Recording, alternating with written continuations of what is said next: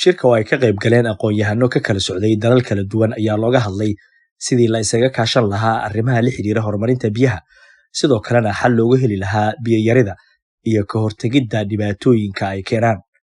Cabdullaahi Xasan oo xubin ka ah ururka caalamiga ah ee biyaha ee qabanqaabiyey shirka ayaa marka hore ka hadlaya shirka iyo ujeedka loo qabtay. Xuseen aad u mahadsan tahay. Shirkani waa shirka lagu magacaabo World Water Congress. Waa shir ka soo qayb galeen dhammaan adduunyada daafeeda kala duwan. Waxaa ka soo qayb galaya dhammaan dadka biyaha bartay, dowlado, jaamacado, macaahiid oo cilmi baaris, shirkado gaargaar loo leeyahay guudba. Wuxuuna diiradda saarayaa sanadkan sidii mustaqbalka biyaha loo maareyn lahaa si wada jir ah iyadoo adduunyada iska kaashanayso maadaama arrimaha biyuhu ay yihiin wax xuduudaha dhaafsiisan oo adduunyada inay ka wada xiriirto ka wada sheekaysan loo baahan yahay. Ka qaybgalayaasha ayaa faa'iidada shirka u arkaa isweydaarsiga xogaha iyo xal u helista dhibaatada dhanka biyaha. Waatan Swani Romero oo ka socotay dalka Ecuador. Waxay ila tahay ay tiri faa'iidada ugu badan inay tahay in dal walba uu ogaado dhibaatooyinka uu wajahay dal kale iyo sida uu xalliyay.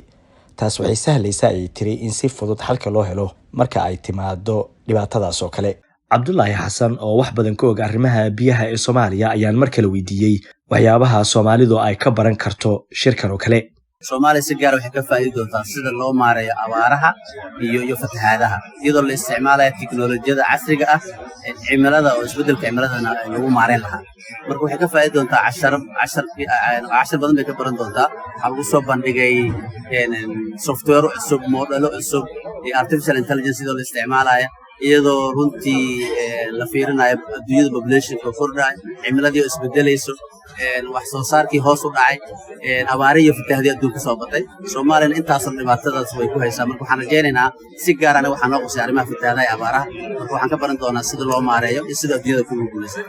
Biyuhu waxay muhiim u yihiin nolosha, sidaas oo ay tahay marar kala duwan waxay sababaan dhibaatooyin kala duwan oo khubarada shirka ka qayb galay ay ka hadleen xal u helisteeda. Xuseen Nur Xaaji, VOA, Toronto.